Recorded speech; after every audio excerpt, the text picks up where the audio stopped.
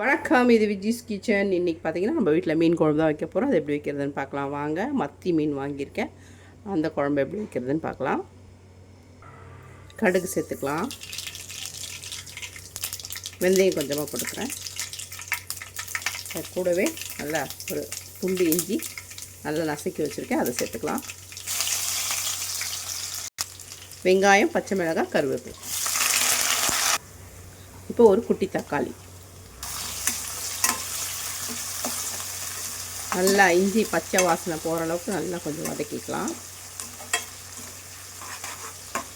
இந்த மத்தி மீனுக்கு வந்து நம்ம இஞ்சி சேர்த்தோம்னா அந்த ரொம்ப கவுச்சி வாசனை இருக்காது. எப்பவுமே மத்தி மீன் வந்து ரொம்ப கவுச்சி வாசனை அடிக்கும்.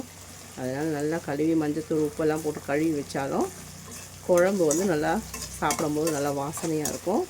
அந்த கவுச்சி வாசனை வரக்கூடாதுன்றதுக்காக தான் இது. இஞ்சி போட்டிங்கன்னா அந்த இஞ்சி வாசனையில் அது நல்லா சூப்பராக இருக்கும்.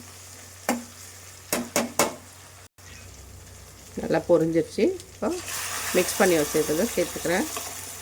இதில் நான் தக்காளி, வெங்காயம் அரைச்சி விட்டுருக்கேன், புளியை கரைச்சி விட்டுருக்கேன், ரெட் சில்லி பவுடர், மிக்ஸ் மிளகாத்தூள் எல்லாம் சேர்த்துருக்கேன், கொத்தமல்லி சேர்த்து உப்பும் சேர்த்தாச்சு. இப்போ குழம்பு கொதிச்சதுக்கப்புறம் நம்ம மீனை போட்டுக்கலாம். குழம்பு இப்போ நல்லா கொதிக்குது, மீனை போட்டுக்கலாம்.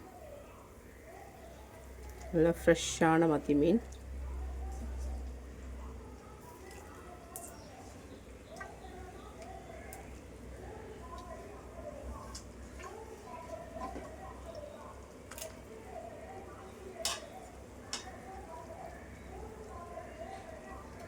போட்டு ஃபுல் சிம்மில் வச்சு ஒரு 20 நிமிஷம் நல்லா கொதிக்கணும். நல்லா சிம்மில் வச்சுடுங்க, மீன் நல்லா வெந்து வந்துடும்.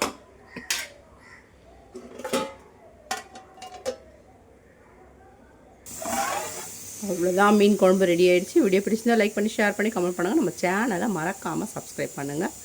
வணக்கம்.